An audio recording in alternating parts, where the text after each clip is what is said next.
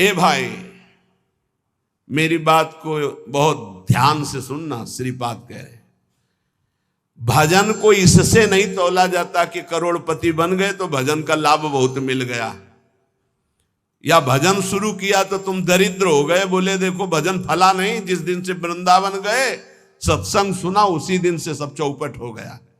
दोनों बातें समझना। महारंकत्वे वा परम विभवे सिंगे पे है। अगर रसिकों के संग का रंग चढ़ेगा तभी इस मार्ग में चल सकते हो, नहीं तो फिसलन ही फिसलन है। महारंकत्व हो सकता है जिस दिन से भजन शुरू करो उस दिन से शुरू हो जाए तुम्हारा पाप का संयोग जो पूर्व जमा हुआ है, क्योंकि नष्ट होकर अब तुम्हें भगवत प्राप्ति करानी है। कल एक साधक भारी रोग से ग्रसित, और वो बोला कि हमें लगता है कोई वैष्णव अपराध बन गया। क्यों? नहीं, ये शरीर में। अरे बावरेपन में हम कह रहे शरीर रोग से ग्रसित है तो बुद्धि को तो स्वस्थ रख ले। बुद्धि रोगी हो गई तो शरीर स्वस्थ होने पर भी महान नरक जैसा उसको दिन और रात व्यतीत होता है, नारकी भोगों का चिंतन करते हुए। कोई अपराध तब बनता है जब अहंकार होता है, ध्यान रखना। और तुम जो सब शरणागत हो, रोज ऐसा मंजना लगता है कि तुम्हारे अहंकार चढ़ पाएगा। रोज बर्तन मांजा जाए तो चाहे जितना गंदा हो एक दिन चमकने लगता है। ये सत्संग भाग भर मत जाना, पक्का समझना। जितने बैठे हो अनुभव कर लेना, जहां कमजोरी है यही लगेगा सिर्फ मेरे लिए बोला जा रहा है। और सत्य मानना, ये सत्संग है, ये सार्वजनिक भगवदानंद के लिए किसी व्यक्ति का लक्ष्य करके नहीं, सार्वजनिक सार्वभौम सत्संग होता है। शरीर का रोगों से ग्रसित हो जाना या कोई विपत्ति आ जाना ये हमारे पूर्व अपराध का है, पूर्व पाप का है। वर्तमान में यदि वैष्णव अपराध होगा तो शारीरिक दंड नहीं मानसिक दंड होगा। क्या? आपका भजन रोक दिया जाएगा। तत्कालिक आप बहुत शुद्ध वैष्णव पवित्र हृदय के हैं, अगर कोई त्रुटि हो गई तो तत्कालिक दंड मिलता है। खोपड़ी दीवाल में लग गई, चबेटा लग गया, दांत से जबान कट गई, अचानक कोई ऐसी घटना घट गई, थोड़ी मोड़ी चोट, ऐसा असाध्य रोगों का सृजन पूर्व शरीर रचने के पहले ही होता है, जो पूर्व पाप से है। आज हम भजन कर रहे हैं लेकिन पूर्व पाप रचित इसमें जो सृजन किया गया रोग वो पहले का है, आज से थोड़ी उत्पन्न हुआ है। तो साधक को बहुत विवेकवान रहना चाहिए, नहीं तो अब हमारा शरीर अस्वस्थ और बुद्धि अस्वस्थ। यही मूर्खता नहीं, शरीर स्वस्थ और बुद्धि स्वस्थ है तो हम परमानंद में मगन ठिंगे पे रखा है। हमारी बात को समझना। हमारी बुद्धि भगवदाकार है तो पूरे शरीर में कीड़ा पड़े हो, गलता लगाओ तो कुछ फर्क नहीं है। और बुद्धि विषयाकार है तो चाहे एसी में बैठे हो जलोगे, देखा है। इन समस्याओं का समाधान करने के लिए ही अध्यात्म है, रुपया नहीं है, पद नहीं है। समस्त समस्याओं का समाधान अध्यात्म से होता है, विवेक से होता है। ध्यान दीजिए, परमार्थ पे चल रहे हो तो महारंकत्वे वा परम विभवे, हमारे कदम नहीं रुकेंगे। चाहे हमें ऐसी परिस्थिति दे दी जाए कि भोजन के लिए भी तरसने लगे, और चाहे परम विभवे, ऐसा होता है। ये ना सोचे दोनों बातें होती हैं। एक है चक्रवर्ती सम्राट अम्बरीश जी महाभागवत, और दूसरे चीदर चिदरानी जी महाभागवत, जिनके यहां आती थी पीपा जी सीता सहचरी आते तो अंदर जाकर अपनी पत्नी से कहते कि आज तो बहुत बड़ा अनर्थ हो जाएगा। उनका क्यों भगवान? बोले बहुत बड़े संत अतिथि आए और आज हमारे पास कुछ नहीं है। जरा विचार करना, उनके घर में दरवाजे और खिड़की भी नहीं रह गई थी। क्यों? संत आते तो खिड़की बेचे आए, 4 मुट्ठी चावल उबाल कर उनको पवा दिए, दरवाजा बेचे। मिट्टी का पात्र था जिसमें रसोई अमनिया करते थे, कुछ नहीं रह गया था जो बेचा जा सके। एक वस्त्र शरीर में था चिदरानी जी के। उन्होंने कहा भगवान अतिथि भूखा नहीं जाएगा।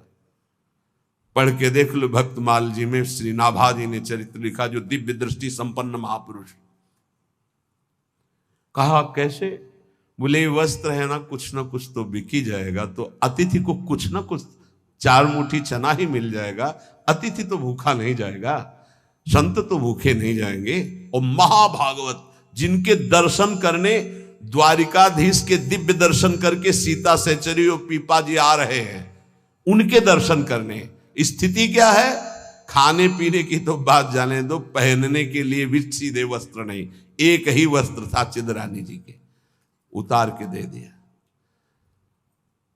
बेचा जाके जो कुछ बिका, जो कुछ भी रूखा सूखा पत्तल में लगाया और बाहर पीपा जी सीता सहचरी के सामने पाओ भगवान। वो समझ गई, स्थिति महारानी थी बहुत प्रवीण, समझ गई कि भोजन देख के समझ गई कि स्थिति क्या, घर देख के उनकी वेशभूषा। तो उन्होंने कहा कि भक्तानी जी को भी बुलाओ, चारों बैठ कर पाते जो भी है। वहां नहीं आप पाइए, वो तो रसोई में है। तो उनका फिर क्या होता, मैं रसोई से लिवा लाती हूँ। अब उनको अगर पीपा जी कहते तो शायद चीदर जी कहते कि आप रुक जाओ, लेकिन सीता सहचरी जी तो सीधे रसोई में गई तो दिगंबर बैठी थी, समझ गए देखते। अंदर घर का हाल देखकर उनको आंसू आ गए, क्योंकि महारानी रह चुकी है, वो स्वयं तो परम वैराग्य से रहती थी, टाट लगा के। महारानी होते हुए भी टाट लगा करके भगवान की भक्ति में। सीता सहचरी जी बहुत ही ज्ञान संपन्न देवी, देखते ही उनको समझ में आ गया कि वो अकिंचनता की हद है इनके घर में, खाने के लिए दाना नहीं, कहीं कुछ नहीं। और तो उन्होंने कहा देवी तुम निर्वस्त्र कैसे बैठी हो? था उन्होंने कहा अरे हमने सुना था आप द्वारिकाधीश के दर्शन करके आ रही, तो जब मिलेंगी तो रूप माधुरी का वर्णन करेंगी प्रभु की। क्या इस नाशवान शरीर की चर्चा चला दी? जब पैदा हुआ था तो आभूषण और वस्त्र पहन के थोड़ी हुआ था, दिगंबरे हुआ था, और जब जाएगा तो जला दिया जाएगा। बीच में अगर दिगंबर है तो क्या फर्क पड़ता है? बाहर आई और पीपा जी से कहा इनकी निष्ठा के आगे हम लोग कुछ नहीं है। उनको था कि राज सुखों का त्याग करके कष्टपूर्वक भगवान का भजन करते हैं, ये अद्वितीय रहनी है। पर उन्होंने कहा जो चीदर चिदरानी जी की रहनी, उसके सामने हम कुछ नहीं है। पूरी स्थिति बताई तो पीपा जी कांप गए। ऐसी स्थिति देखो, महारंकत्वे अम्बरीश जी चक्रवर्ती सम्राट परम विभवे, ये भक्तों में दोनों स्थितियां पाई जाती। इन स्थितियों से भक्ति का कोई संबंध नहीं, ये पूर्ण पुण्य का संयोग बनता है तो मान वैभव संपन्न है। एक अकिंचन भाव से रह रहा है, नहीं है उसके पास, तो ये भक्ति से तुलना नहीं की जा सकती। इसकी भक्ति कमजोर है, इसके पास वैभव नहीं, उसकी भक्ति बहुत जोर है क्योंकि उसके पास वैभव नहीं। महारंकत्वे वा परम विभवे, भक्ति से इसकी तुलना ना की जाए कि उनकी भक्ति जोर की है, खूब सुख संपन्न है, और उनकी भक्ति रंग नहीं ला रही। देखो खाने पीने की भी व्यवस्था नहीं, भक्ति का रंग अलग होता है। देखो चीदर चिदरानी जी और देखो अम्बरीश जी, दोनों महाभागवत, एक चक्रवर्ती सम्राट और एक खाने को भी नहीं, दोनों महाभागवत। ऐसे ही आप जब भक्ति के मार्ग में उतरे तो महारंकत्वे हो सकता है, ऐसी परिस्थिति आ सकती है। हिम्मत मत हारिए, ये जरूर ध्यान रखिए कि अखिल विश्व ब्रह्मांड की रचना एक पलक झपकते जिस मालिक ने की उसका मैं दास हूं। इसी ठसक में नरसिंह मेहता जी का भात द्वारिकाधीश ने स्वयं भरा, और सब जानते हैं सोने चांदी की वर्षा करवा दी। उनके लिए कोई दुर्लभ बात है क्या? वाह बहुतरे सुखे वा दुखे, भक्ति मार्ग में चल रहे तो हो सकता है सुख विधान चालू हो जाए, हो सकता है दुख विधान चालू हो जाए। ये बीमारी, ये परेशानी, बहुत इसमें हिम्मती चाहिए और सत्संगी चाहिए, तभी आप निकल पाओगे, नहीं तो फिसल जाओगे पक्का। ये मार्ग परम पद का है, 84 लाख योनियों से मुक्त होना खिलवाड़ नहीं है।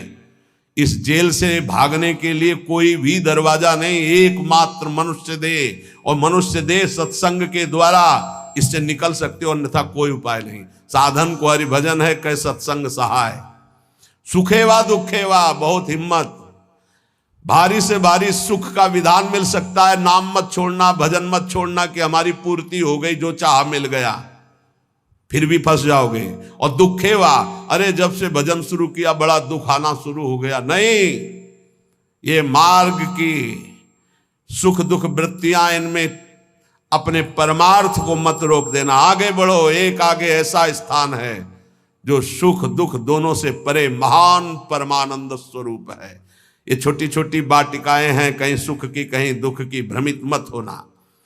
यशस्वी बहुले था अपयशस्वी, हो सकता है तुम्हारा भजन ठीक चल रहा है, यश शुरू हो गया, और या हो सकता है अपयश शुरू हो गया, दोनों बातें, निंदा होने लगी। तो यश होने लगे तो उसमें खुशी नहीं मनानी, और अपयश होने लगे तो दुखी नहीं होना। वैसे अच्छी बात यह है कि अपयश होने लगे तब खुशी होना चाहिए। बड़ी कृपा हरि की, अब कोई प्रणाम करने नहीं आएगा। राधे श्याम जी धर्म मनावे चले जाओ, कोई नहीं देखेगा। जब कबीरदास जी ने देखा कि बहुत यश हो रहा है, तो संतों की युक्तियां होती। काशी की एक वैश्या के पास गए, वैश्या ने देखा कबीरदास जी आए, खड़े हो गए, प्रणाम किया। महाराज पहली प्रार्थना कि आप जल्दी यहां से निकल जाओ। उनका क्यों? अरे बोले इस गली में खड़े होने का मतलब है कि निंदा होना। आप महान संत हैं, आप यहाँ खड़े भी होंगे तो आपकी निंदा। हम बोले वही करवाने के लिए आए, हम निंदा करवाने के लिए आए, आप हमारा साथ देंगी? उनका भगवान आप आज्ञा करें, भला मैं नीच आपकी क्या सेवा कर सकती हूँ? बोले गले में हाथ डाल के पूरी काशी में घूमना है। बोले महाराज कोई पानी नहीं पूछेगा आपको। बोले यही चाहते हैं। बोले भी जैसी आपकी इच्छा।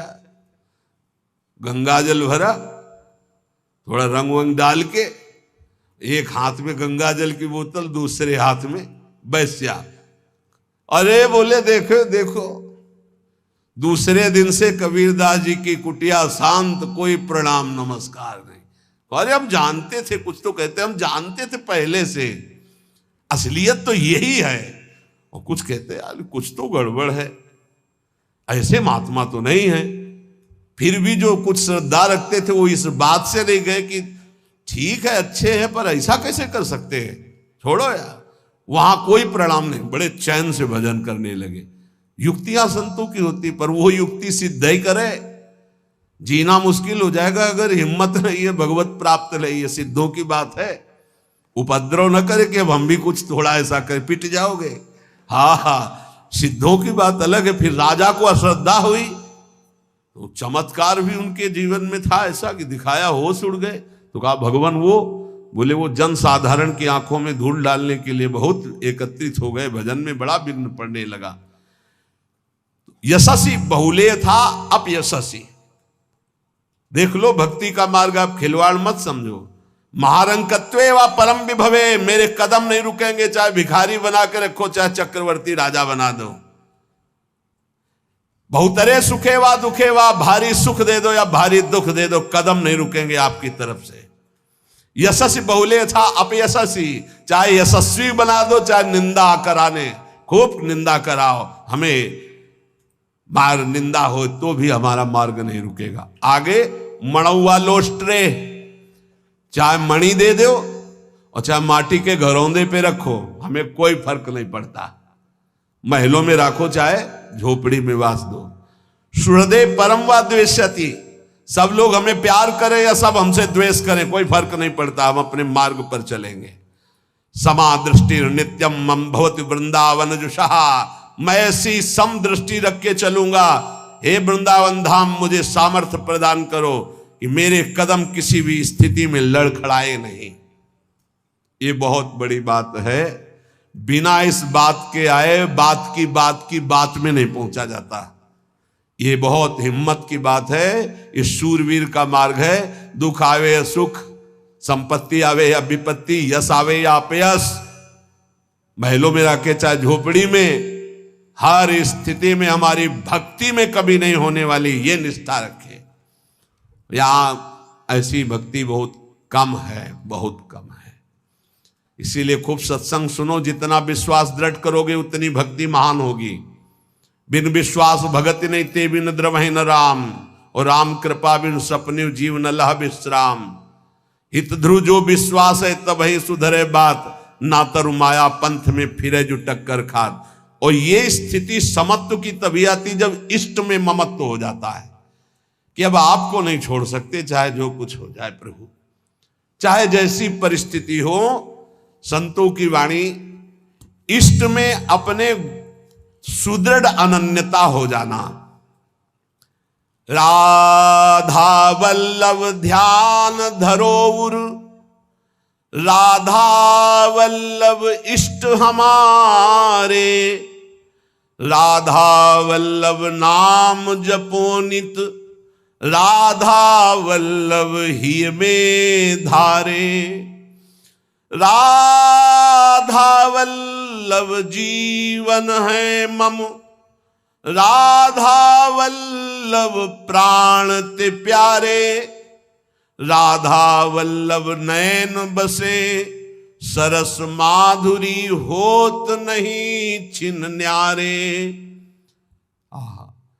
परम संत श्री रसिक सरस माधुरी जी कह रहे हैं, राधा वल्लभ का ही नाम हमारी जिह्वा में और राधा वल्लभ का ध्यान हमारे हृदय में, क्योंकि इष्ट हमारे राधा वल्लभ। राधा वल्लभ का हृदय में ध्यान और मुख में नाम, ये आचार्य चरण भी आदेश करते हैं।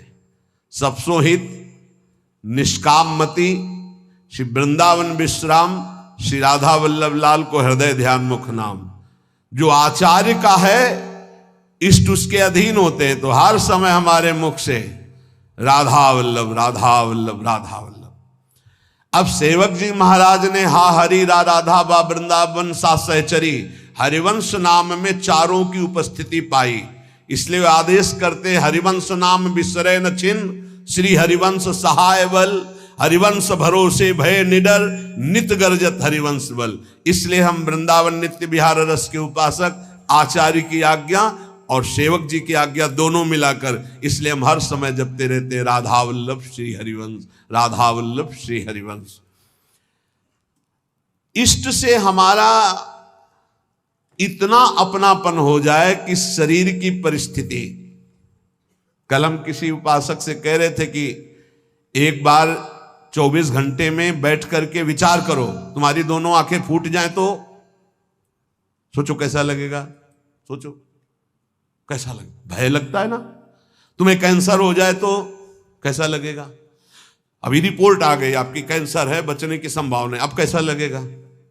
किडनी फेल हो रही है, अब कैसा लगेगा। दिल में समस्या आ रही है, फेल होने वाला है, अब कैसा लगेगा। वो पहले ही सोच लो, पहले तैयारी कर लो, तो जब रिपोर्ट कभी आएगी तो तुम पहले ही तैयार रहोगे। और जब ये सोचोगे तो प्रियालाल से अपनापन जल्दी हो जाएगा कि यार सब धोखे का शरीर कभी छूट सकता है। यही चिंतन घोर वैराग्य में हमको जिलाया, यही चिंतन संसार से बिल्कुल अलग रखा, यही चिंतन सब संबंधों की धज्जियां उड़ा दी कि जब इसी का भरोसा नहीं तो किसका भरोसा करें। क्योंकि ऐसे तो उपासक को बहुत मगन होकर साधन में लगते देखते हैं, जब शरीर बीमार होता है तब जो चेहरे का रंग उतरता है वो हमें अच्छा नहीं लगता। ए बहादुर होके मरने के लिए नहीं आए हो क्या। वृंदावन काहे के लिए आए हो। यहां जानते हो काहे के लिए आया जाता है। यहां मरने के लिए आया जाता है। मन मरा तन मरा सब मरने के लिए। मनई मारी तनहारी के वृंदावन में गाज। यहां चिदानंद रूप में हमें स्थित होना है, जिसमें कोई जुखाम बुखार किडनी लीवर है ही नहीं। ये सब नहीं है। खूब मीठा खाओ शुगर नहीं होगा, खूब पकवान खाओ लीवर नहीं खराब होगा ही नहीं, लीवर है। और खूब मिलता है 56 प्रकार के भोग। कहां। श्री जी का उच्छिष्ट, श्री जी के समीप। अरे तभी तो कह रहे खूब नाम जप करो। ये तो बहुत घटिया शरीर है, बहुत घटिया शरीर है। और ऊपर से मार इसे सजाए हो, नहीं सजाए, इतना गंदा है। हम इसलिए कह रहे इसे थोड़ा वैराग्य धारण करो। कौन सा बढ़िया है, कौन सा बढ़िया इसमें क्या है इस शरीर में जो बहुत प्यार कर रहे हो। बस चमड़ी का ऊपर खेल है। तो अज्ञानी पुरुष चमड़ी से प्यार करता है, ज्ञानी पुरुष तो तत्व से प्यार करता है। शरीर बीमार हो गया तो तुम बीमार हो गए क्या भैया। पर चेहरा उतर जाता है, ये हमको अच्छा नहीं लगता। चेहरा प्रसन्न होना चाहिए कि अब जाने का नंबर आ रहा है, खुशी होनी चाहिए।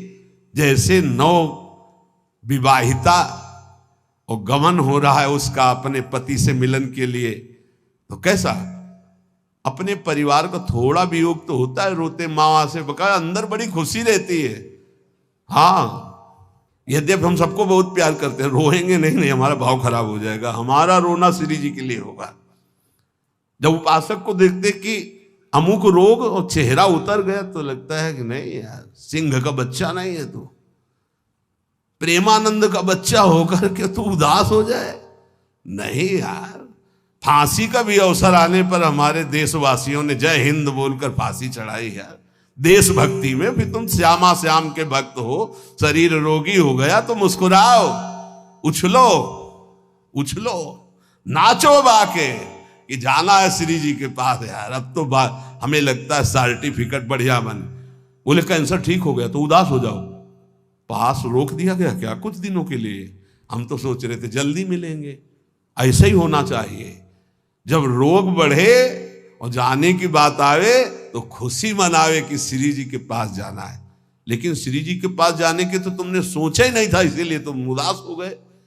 इस सत्संग को समझो, रोज अपने अंदर कोई ना कोई विचार करो कि अगर किडनी फेल हो गई तो, अगर दिल फेल हो गया, ये सब फेल होने वाले हैं, तो तुम्हारा दिमाग सही रहेगा। नारायण स्वामी कहते हैं जो दो को याद करता है वो आगे बढ़ जाता है। एक तो श्री भगवान को मत भूलो, दूसरे मृत्यु को मत भूलो। मरना है, काहे को पाप कर रहे हो, काहे को उद्दंडता कर रहे हो, अधर्म आचरण कर रहे हो, जाना है यहां से।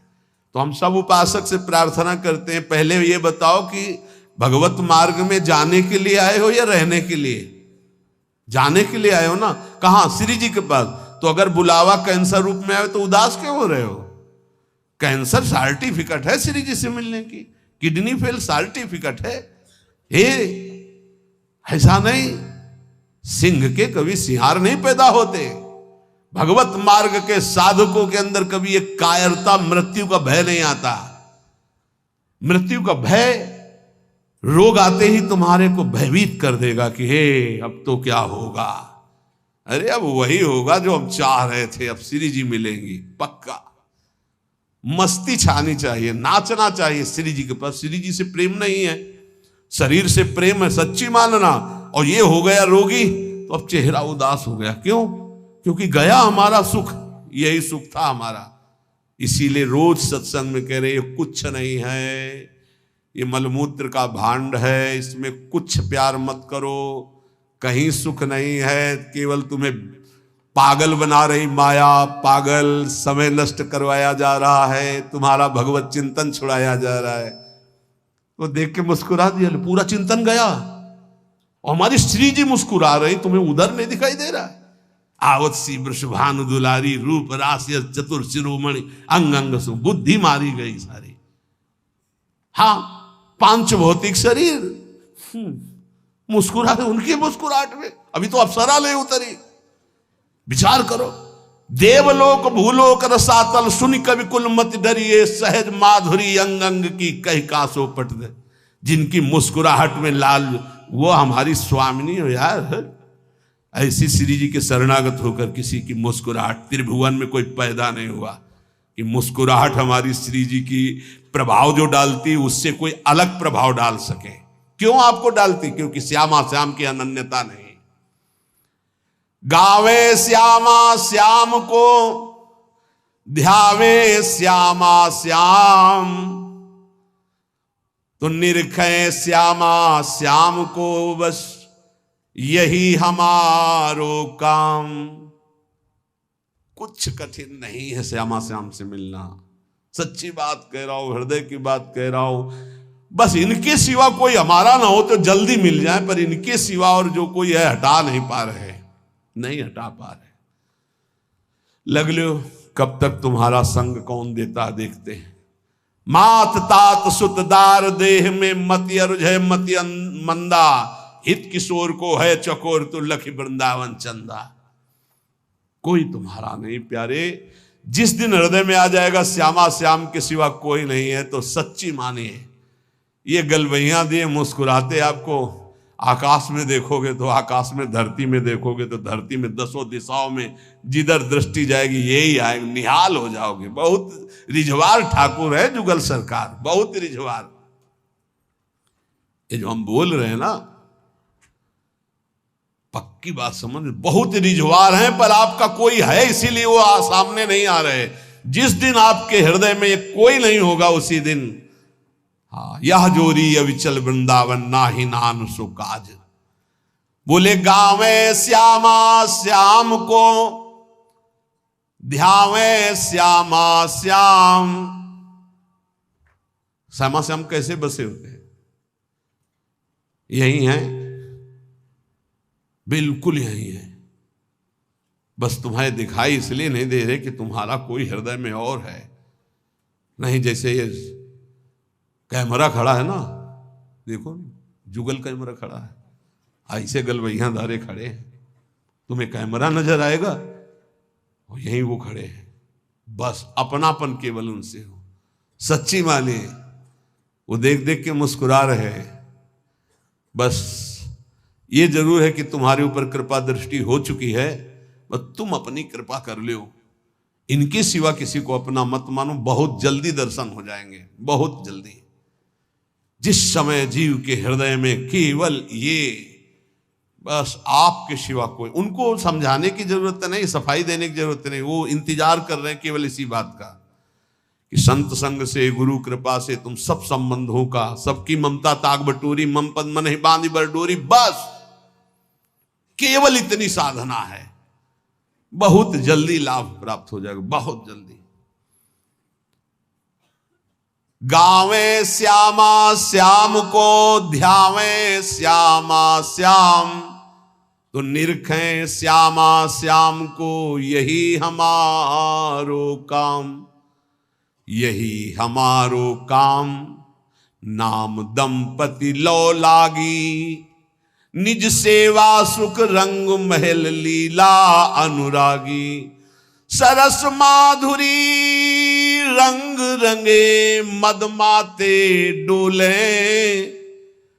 और मिले रसिक सजाती संग खोल, अंतर ते मृदु बोले। अगर सजाती रसिक जन मिल जाए तो प्रेमी जनों का हृदय खुलकर उनको प्रेम रस में डुबोता है। नहीं तो रात दिन अपने श्यामा श्याम का गायन, उन्हीं में चित्त को डुबोना। अब जो भजन नहीं कर रहे, संसार के राग रंग में मगन है, भोगों में, उनको ये समझना चाहिए कि ये ना भोग रहेंगे ना आपका शरीर रहेगा। बार बार इसीलिए समझा रहे कि यही हमारी भगवत विमुक्ता श्यामा श्याम के सम्मुख नहीं होने दे रही। जगत में रहना है दिन चार। एक बड़े जमींदार थे, उस समय मोटरसाइकिल नहीं निकली थी। साइकिल आ जाती थी गांव में तो 20 लोग देख ले जाते थे, नई साइकिल आई उनके। नई साइकिल लाए थे, पान की दुकान में साइकिल चढ़े हुए गए और बोले पान लगाओ।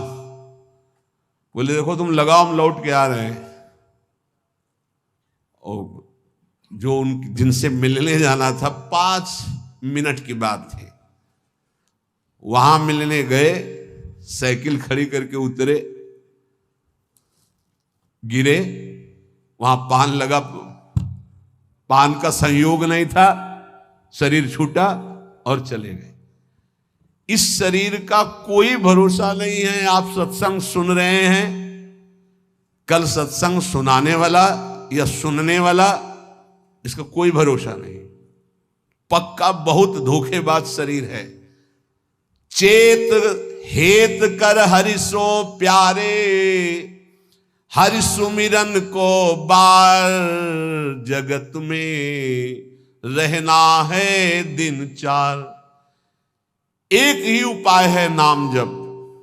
जितना नाम जप कर लोगे उतना तुम्हारा मंगल हो जाएगा, लोक परलोक सर्वत्र। घरक पलक का नाही भरोसा, मौत बिछाया जाल। जैसे कोई शत्रु कदम कदम पे जाल बिछा दे, ऐसे मौत तुम्हारे लिए जाल बिछाए, कभी भी कुछ हो सकता है। बहुत पश्चाताप हुआ था जब वो ये घटना सुनी थी कि वो सेवा कुंज में सेवा करते थे। 4-5 शिष्य आए धनी मनी और कहा कैसा स्वास्थ्य है, तो उनका थोड़ा शुगर बढ़ी हुई। बोले हमारे यहाँ बहुत बढ़िया डॉक्टर है, चलो। बहुत उनको प्रेस किया और वृंदावनवासी रजोप उपासी उनको ले गए। शुगर तो ठीक नहीं हुई, शरीर पूरा हो गया। जब उस समय जाया करते तो जब सुना एकदम हक से हृदय में हुआ कि ये शिष्यजन ये प्रियता दिखा करके कैसा घाटा कर देते हैं साधु का, कैसा जीवन व्यर्थ बनाने की चेष्टा कर देते। अरे हम लोगों की निष्ठा है रजरानी में, हमारा शरीर यहां छूटे हमारी अंतिम आकांक्षा है, चूक ना हो जाए। कोई घड़ी कोई भी पल हमारा शरीर छूट सकता है, इसलिए हमें अपनी निष्ठा में रहना है। देखो इतना तो मान ही लो, निरंतर भगवदाकार वृत्ति होना बहुत कठिन बात है। वो किसी किसी में होती है, लाखों में किसी एक के। बातें बनाना अलग बात है। जब भरत जैसे महात्मा से चूक हुई हिरण का चिंतन बन गया, तो हम जब गृहस्थों के घर में जाकर के रहेंगे, उनके बच्चे उनका परिवार, खान पान सुख सुविधा, तो हमारा चित्त जो पूर्व संस्कार से युक्त है वो फिसल कर कहीं ममता कर सकता है। जब राज परिवार का त्याग किया भगवत प्रीति के लिए, तो हिरण के पुत्र में ममता हो गई, तो मनुष्य के पुत्र में, पुत्री में, संसार में ममता हो जाना कौन सी, पता नहीं अंतिम समय कहां हमारा चिंतन फंस जाए। तो बोले ये तो यहां भी हो सकता है। यहां एक सुविधा है, अंतिम समय यहां वृंदा सखी का शासन है पूरे वृंदावन में। अंतिम समय सखी उसके हृदय में राधा नाम स्फुरित करती, जो यहां शरीर छोड़ता है। महत अपराधी, घोर वैष्णव अपराधी भी होगा तो उसका एक जन्म और होगा इसी रज में, किसी कीड़ा मकुड़ा जीव जंतुर भूत प्रेत जो भी, अगला जन्म उसे भगवत चरणारविंद में पहुंचा दिया जाएगा, क्योंकि उसे राधा नाम सुनाया जाएगा। यहां की बात, अनुभव छाती की बात कहता हूं। जिस समय यहां कोई शरीर छोड़ता है तो परम कृपालु प्रिया जी की सहचरियां राधा नाम सुनाती हैं। तो हमें इस बात पर विश्वास है कि अगर हमारा चिंतन भी बिगड़ रहा होगा और हम इस रज में शरीर छोड़ेंगे, तो श्री जी की सखियां हमारा चिंतन बना देंगी राधा नाम का।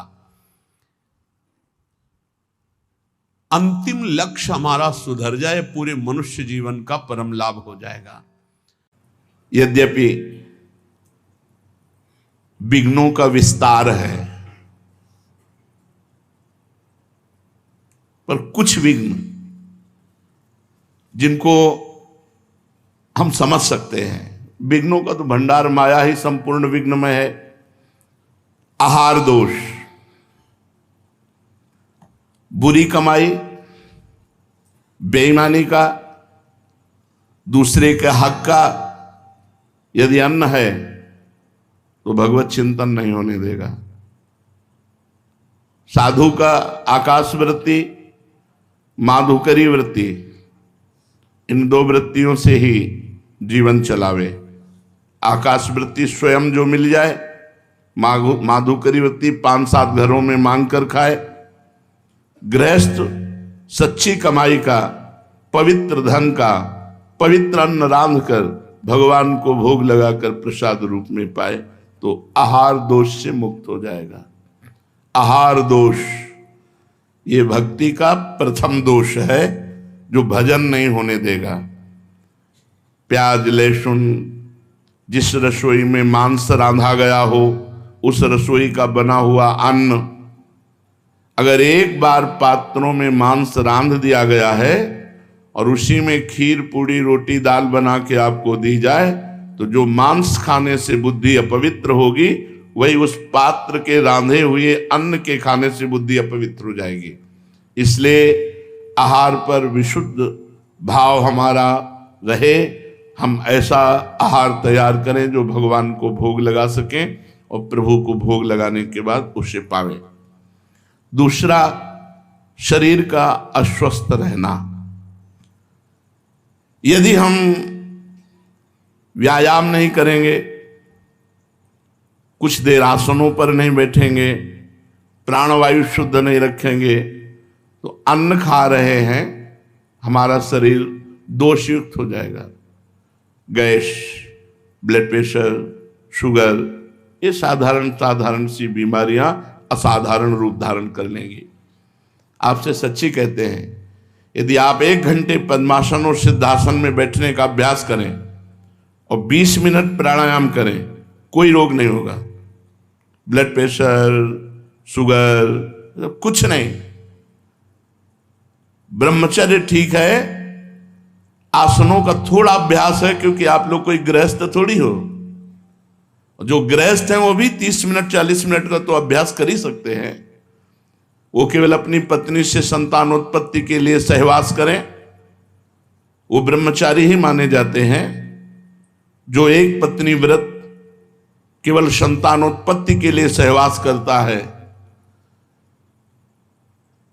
आसनों पर बैठने से संपूर्ण शरीर में जो रोग रोकने की क्षमता है वो बढ़ती है। जैसे आप पद्मासन में, हर नस नाड़ी आपकी एक्टिव हो जाएगी।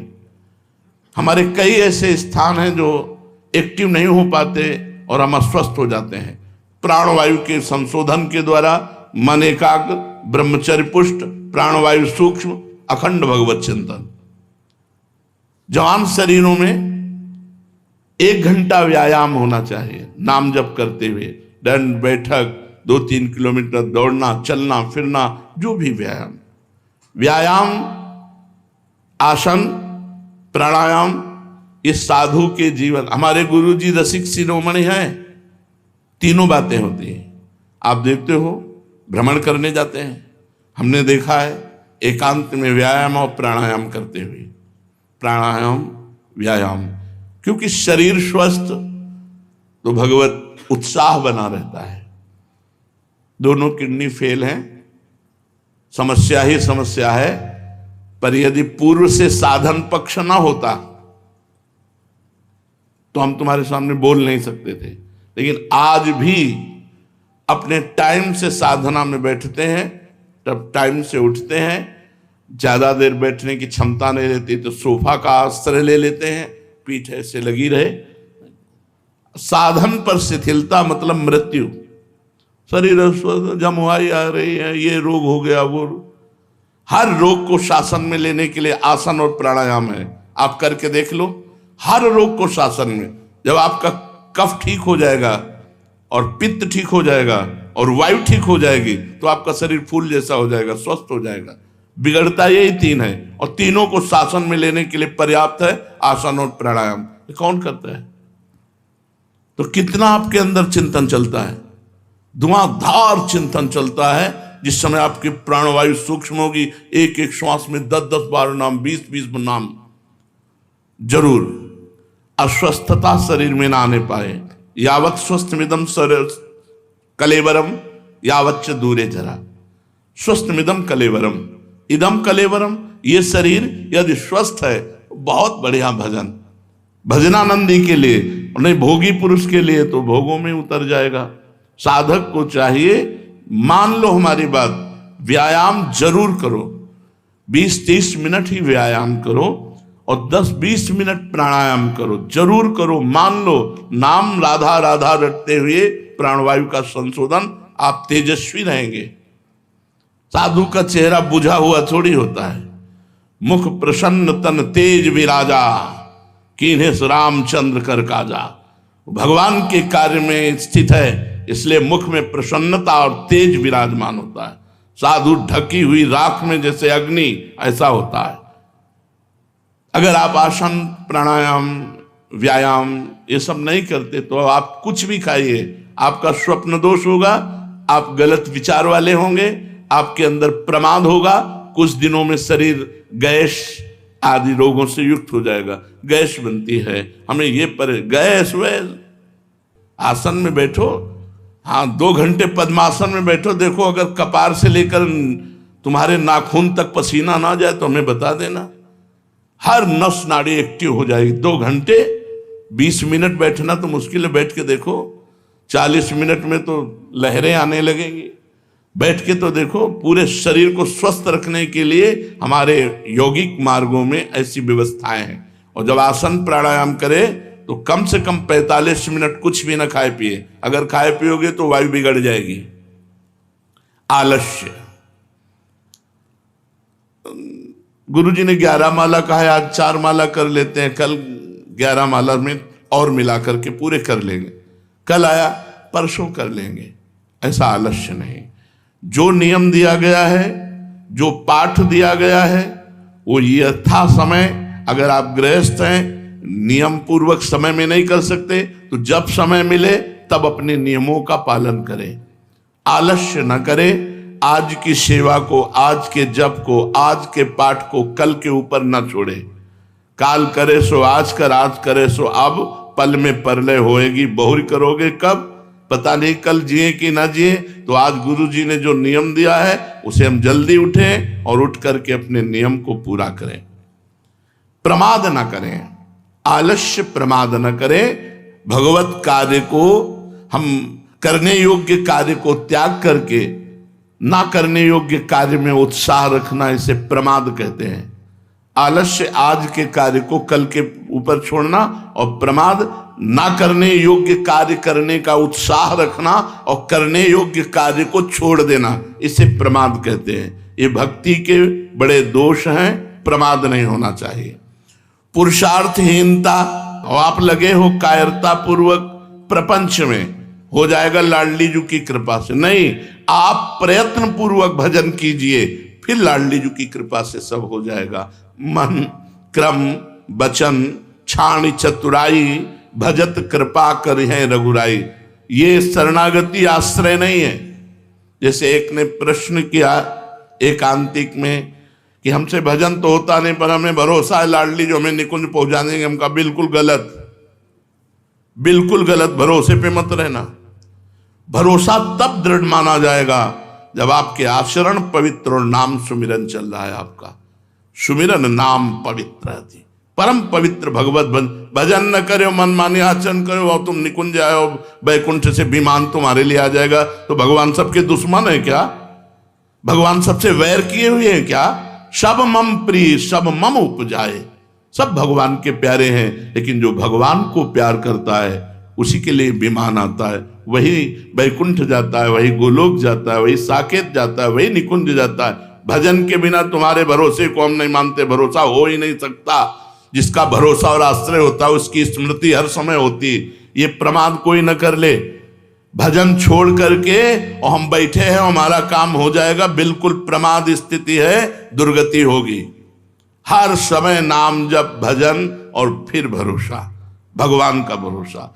जे सब भांति तुम्हार भरोसा, संपूर्ण रूप से आश्रित प्रियाजू के, और जिनके आश्रित उनका भजन नहीं। सेवक जी महाराज कह रहे हैं, हरिवंश नाम बिसरे न छिन, श्री हरिवंश सहाय बल।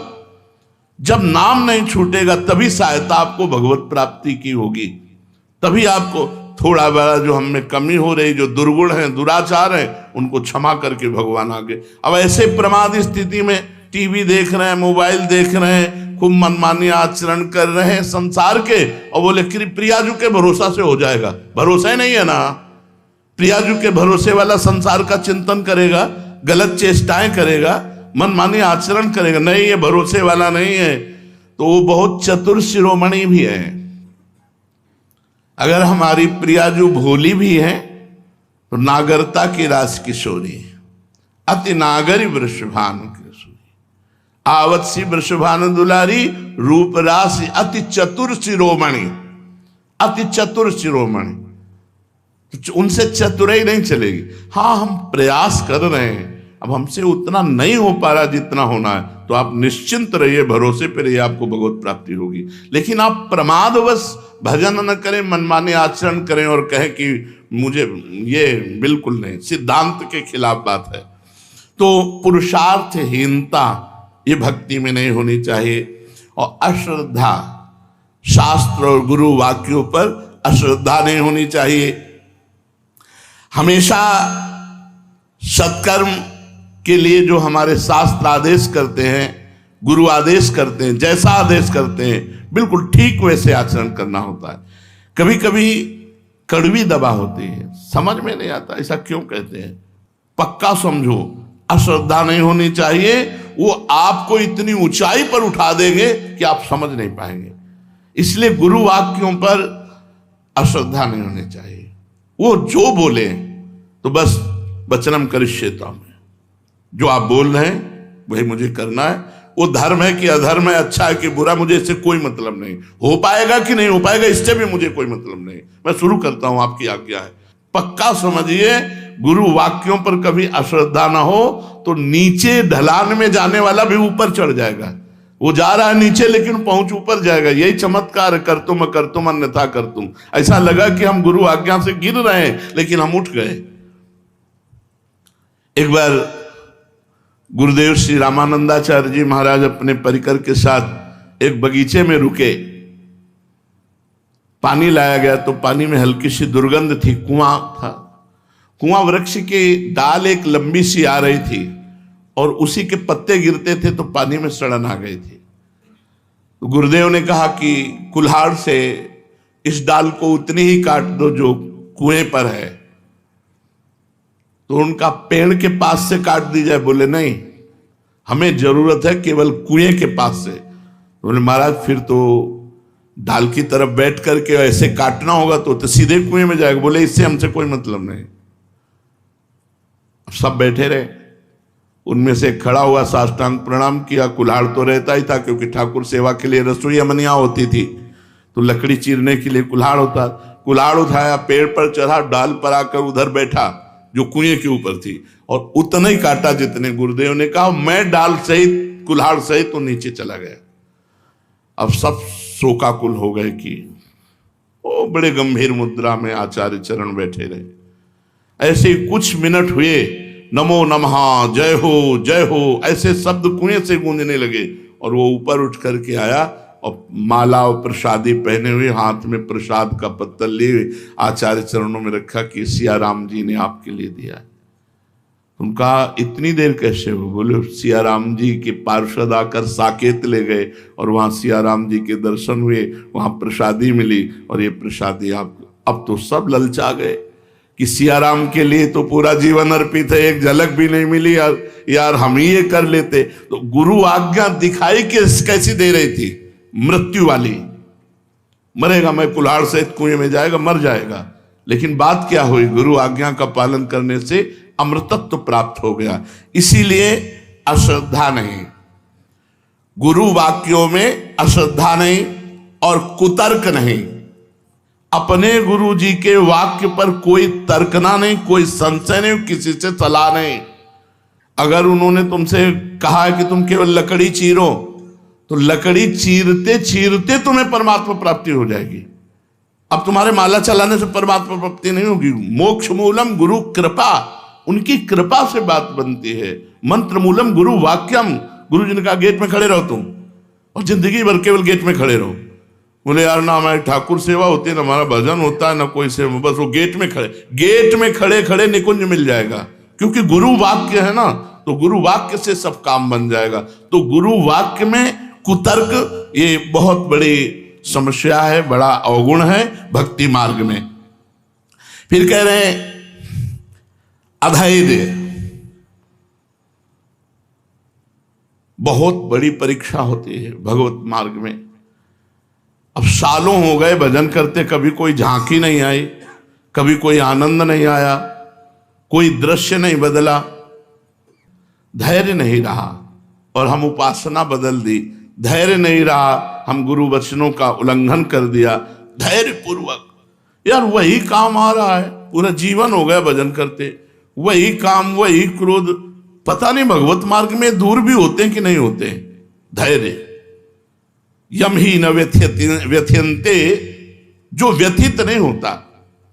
पुरुषम पुरुषर्षभ, हे पुरुषों में श्रेष्ठ अर्जुन, जो मन के द्वारा, इंद्रियों के द्वारा, प्रकृति के द्वारा दी हुई व्यथा से व्यथित नहीं होता। सुख दुखम, जो सुख दुख में समान भाव, वो अव्यय परम पद को प्राप्त होता है। इसलिए धैर्यवान बनो। अधैर्य भक्ति का अवगुण है। अधैर्य नहीं, बहुत धैर्य रखना चाहिए। और गुरुजन परीक्षा धैर्य की लेते हैं। सेवा में लगा दिया और सालों देखा नहीं, और रोज उनको चेक कर रहे हैं कि अब क्या है। सालों बात नहीं की, सालों मिले नहीं, सालों उत्साह वर्धन नहीं किया, और वो अपनी उसी सेवा में ज्यों का त्यों लगा रहा धैर्य पूर्वक। तो गले लगा लिया, हृदय से लगा लिया, धैर्य पूर्वक अपने नाम जप में, अपने भजन में, अपनी सेवा में। अधैर्य नहीं होना चाहिए कि यार कुछ लाभ तो दिखाई नहीं दे रहा, हमारे अंदर वही विकार है, आते रहेंगे, चिंता मत करो। वो भी भागवतिक हैं, कोई संसारिक नहीं है। काम क्रोध लोभ ये सब भागवतिक हैं, भगवान के ही हैं सब। देखो, काम भगवान श्री कृष्ण के पुत्र के रूप में, प्रद्युम्न जी के रूप में प्रकट, ये सब भागवतिक है। जिस दिन भगवान की कृपा कोर होगी एकदम सब शांत हो जाएगा। हमको चिंता नहीं करनी, हमको धैर्य रखना है। और अनिश्चय, हमें किसी भी बात के निश्चय को नहीं तोड़ना चाहिए। जैसे हमने निश्चय किया कि आज से हम एक बार खाएंगे, हमने निश्चय किया अब हम ये करेंगे, हमने फिसल गए, बार बार फिसल गए, बार बार अनिश्चय। ऐसा नहीं होना चाहिए। जो एक बार निश्चय करो, हम तो कहते हैं कि तुम करो ही मत निश्चय, जो आज्ञा हो उसके अनुसार चलो, पर यदि निश्चय करो तो फिर उसको टालो मत। जो प्रण लो, जो प्रतिज्ञा करो, जो निश्चय करो, उस पे चलो। कईयों को देखा है कि निश्चय करते हैं और फिसल जाते हैं, तो चल नहीं पाते हैं। तो ये भक्ति में दोष है। एक तो निश्चय करो ही मती, जो गुरु आज्ञा उसके अनुसार चलो, सहज ढंग से चलो। यदि निश्चय कर लिया कि बोले हम तो निश्चय कर लिया है कि अभी एक टाइम ही पाएंगे, और दबा के दोनों टाइम चल रहा है, तो फिर तुम्हारा निश्चय कैसा, हम ये करेंगे, हम ये करेंगे, हम ये करेंगे। अच्छा है, प्रयत्नशील रहो, लेकिन जो निश्चय करो उसे पक्का करो। संशय ना भगवान में, ना अपनी साधना में। असंयम, जो आप नियम से चल रहे हैं उसमें व्यवधान नहीं होना चाहिए, असंयम नहीं आना चाहिए। असहिष्णुता, थोड़ी सी बात में प्रत्युत्तर में दुखी हो जाना, जरा सा बात बोला नाक पे गुस्सा, सहनशीलता ना होना, ये भक्ति का बहुत बड़ा दोष है। और अपवित्र रहना, झूठे मुंह रहना, लघुशंका संभाल के करो, वस्त्रों में न गिरने पावे। और मूत्रेंद्री को जल से प्रक्षालन करो, फिर हाथ धो, फिर 3 बार आचमन करो, पवित्र रहो। शौचालय में जाओ, वही वस्त्र पहन के जाओ जिसको प्रक्षालित धो सकते हो, जितना धो सकते हो उतने वस्त्र पहनो। व्यवस्था है शौचालय की। अब ऐसा नहीं कि खेतों में जाना है। हम लोग जो बाहर जाते थे ना, पूरी केवल लंगोटी पहने, हाथ में कमंडल लिए और ऊपर साफा बांध लिया, क्योंकि लौट करके जो आना है वस्त्र धारण करके, वो मस्तक पर उसे पवित्र माना जाता था। ऐसे बांध लिया। अब भीषण ठंडी में अगर 3 बार स्नान, तो तीनों बार 1 किलोमीटर खेत में जाओ, 1 किलोमीटर लौट के आओ, उतने में पूरा शरीर ठंडा। और जो ही गंगा जी में डुबकी मारो तो परमानंद का अनुभव। अब तो बाथरूम है भैया, बहुत पवित्र। लघुशंका, शौच आदि की पवित्रता, और झूठे मुंह के कुछ भी मुंह में डाल के चबाने लगे, नहीं। चरणामृत और भगवत प्रसाद, इससे झूठा नहीं माना जाता। चरणामृत पी लिया तो आचमन की जरूरत नहीं, भगवान के प्रसाद का किनका ले लिया तो आचमन की जरूरत नहीं, मंत्र जप सकते हो। हर समय पवित्र रहना चाहिए। अपवित्रता भक्ति का दोष है। और प्रसिद्धि, पुजवाने की इच्छा, लोग हमें जाने, हमारा सम्मान करें, ये भक्ति का बहुत बड़ा दोष है। सम्मानम कल्याति घोर गर्लम नीचापमानम सुधा, श्री राधा मुरलीधरो वत्स के वृंदावन मात्यज। ए भाई, सम्मान को घोर विष समझो, नीच पुरुषों द्वारा किए हुए अपमान को अमृत समझो, और श्री राधा माधव का निरंतर भजन करते हुए वृंदावन धाम का वास स्वीकार करो। प्रसिद्धि, पुजवाने की इच्छा और मान की चाह, ये बहुत बड़ा दोष है जो साधक को पतित ही कर देता है। इसलिए तुम्हें कोई प्रणाम करे तो तुम पहले उसमें भगवत भाव करके प्रणाम करो, ना कहने की जरूरत नहीं। हमारा नियम है कि हम पैर नहीं छुआते, तो हम आपसे प्रार्थना कर देते हैं और आपको प्रणाम करते हैं मानसिक। यदि आप जबरदस्ती छू लेते हैं तो हमारी कोई हानि नहीं है, आपका भाव है, आप है। पर अगर संत संतुष्ट होते हैं चरण छूने से, तो 5 कदम दूरी से प्रणाम करो, छुओ ही मती। कुछ नहीं, भजन से होगा, भजन से। संत समागम का जो लाभ है उनके वचनों के अनुसार चलने का है। किसी से घृणा मत करो। सब में परमात्मा विराजमान है। घोर पापी में भी भगवान की भावना करो। घृणा मत किसी से करो, इसका मतलब संग नहीं करना, संग नहीं करना, पर घृणा भी नहीं करना। कोई रोगी देख करके या कोई भोगी देख करके घृणा नहीं करना। घृणा शब्द साधु के हृदय में नहीं होती, भक्त के हृदय में नहीं होती। ये क्रूरा अपि पापिनो न च सताम संभाष्य दृश्यास्ते सर्वान वस्तुतया निरीक्ष। सब में अपने प्रभु को देखो, किसी से घृणा मत करो, द्वेष किसी से मत करो। निर्दयता हृदय में नहीं होनी चाहिए, दुराग्रह नहीं होनी चाहिए कि मैं ऐसा करूंगा ही नहीं। जैसी भगवान की इच्छा, जोई जोई प्यारो करे सोई मोई भावे। चंचलता नहीं होनी चाहिए। चल रहे हैं तो इधर उधर बैठे हैं तो दांत में कपड़ा चबा रहे हैं या तिनका चबा रहे हैं या बात कर रहे हैं, मतलब रास्ते में चल रहे हैं हंसी मजाक नहीं, गंभीरता होनी चाहिए। साधक में जहां बैठा है शांत बैठा है, भगवत चिंतन पर चल रहा है गंभीर, चलते हुए बातचीत नहीं। बातचीत करना खड़े हो गए बातचीत की, हंसी मजाक नहीं। नारायण हरि भजन में पांचों सुहात, विषय भोग निद्रा हंसी जगत प्रीति बहुबात। जल्दीबाजी से कोई काम न करे, पूछा लगा रहे आराम आराम से, पात्र मार्जन करें आराम आराम, जब ये करना वो करना, जल्दीबाजी नहीं। भगवान नाम चिंतन करते हुए सेवा, पर दोष दर्शन नहीं। बहुत बड़ी हानि होती है जो दूसरों के दोष का दर्शन करते हैं, दूसरों के दोष का वर्णन करते हैं, दूसरों के दोषों का श्रवण करते हैं, बहुत हानि होती है। पर निंदा के कीते आवत नहीं कछु हाथ, मूरख पर्वत पाप को ले चल अपने साथ।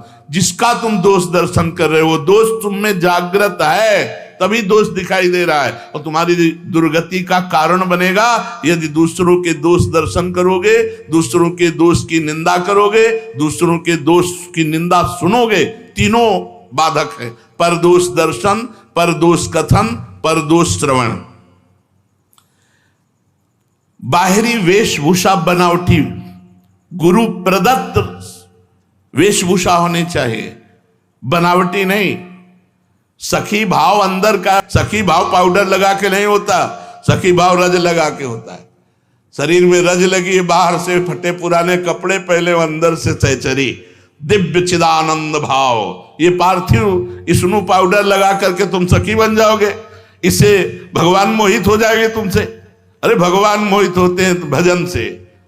जितना भजन करोगे, जितना चिंतन करोगे, जितना पवित्र रहोगे, बाहरी वेशभूषा सावधान साधारण होनी चाहिए। अब जैसे मानो ये श्री जी की मेहंदी है तो जरा से लिया माथे पे लगा लिया, थोड़ी है कि पूरे हाथ और मारी सब। ये श्री जी का महावर है, माथे में जरा से लगा। बहुत सावधानी से, किसी भी तरह का कोई श्रृंगार बनावटी एवं सहचरी भाव से कहीं हमारी वाणी जी में नहीं लिखा और इसको निषेध किया गया है कि आप बाहरी बनावटी नहीं। पुरुष शरीर और स्त्री शरीर दोनों का राग त्याग करने वाला सहचरी भाव को प्राप्त होता है, गोपी भाव को प्राप्त होता है। ये नौटंकी है, ध्यान रखो। हम इसलिए खुल के कह रहे हैं कि नौटंकी मत करो, नाटक मत करो, बनावटी मत करो। इससे भगवान नहीं मिलते हैं, भगवान मिलते निरंतर भजन करने से।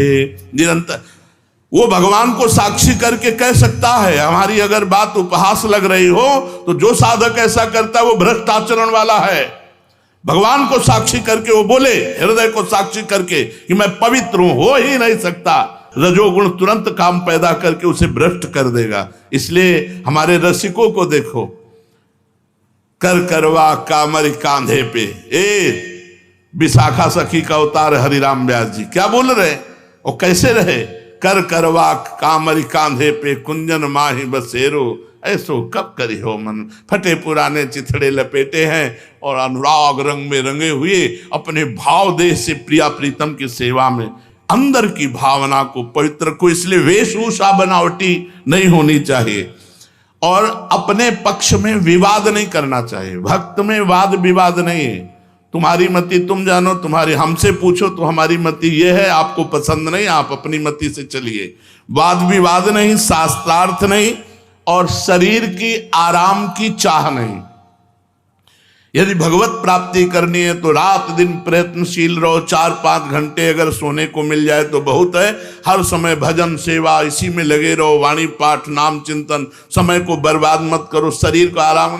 विलासिता, उतने पानी खर्चा करो, उतने बिजली खर्चा करो, उतने सामान खर्चा करो, उतने भोजन लो जितने से काम चल जाए। ये नहीं कि फेंकना पड़े और विलासिता, आप बाथरूम में हो, कूलर और बिजली चल रही, प्रकृति का उतना ही प्रयोग करो। हम एक बूंद पानी एक्स्ट्रा नहीं जाने देते, मग्घा में उतने लेंगे जितना जरूरत है, बस ऐसे, क्योंकि वो दूसरे के काम में आएगा। प्रकृति की वस्तु है तो विलासिता ना करे, वस्तु को बर्बाद न करे, जितनी आवश्यकता है उतना ही प्रयोग करे। अधिक से अधिक दूसरों की सेवा करने की प्रवृत्ति रखे। साधक कोई मनोरंजन न करे कि अब सेवा हो गई और अपने कमरे में गए हो, स्मार्ट मोबाइल है, जो मन आया सो देखा, मनोरंजन किया। अब कदापि नहीं। उतने 10 मिनट 20 मिनट में 24 घंटा के भजन पर पानी फेर देगा मोबाइल। तुम्हारे अंदर वही कामनाएं जागृत हो जाएंगी जो दृश्य देखोगे। बड़ा चिंतन का खेल होता है। डर लगता है कि यार कोई भी बात काल में पहुंचेगी, मन उसको साकार रूप से दिखाई देने लगेगा। मनोरंजन में न फंसे, नहीं, जो दृश्य देखोगे मन वही दृश्य में फंसा देगा। कुसंग ना होने पावे। जो भगवत विमुख जन शराब पीते हैं, मांस खाते हैं, नाना प्रकार के कुविचारों से युक्त हैं, ऐसे लोगों का संग ना होने पावे। साधना के प्रतिकूल कभी कोई क्रिया ना होने पावे। अनावश्यक कोई साहित्य ना पढ़िए। गुरुजनों का कभी तिरस्कार ना होने पावे और सदैव भगवत चिंतन में बना रहे। इन दोषों का त्याग करके वही भगवान को सहज में प्राप्त कर सकता है। शेष चर्चा आगे। श्री राधा वल्लभ लाल की।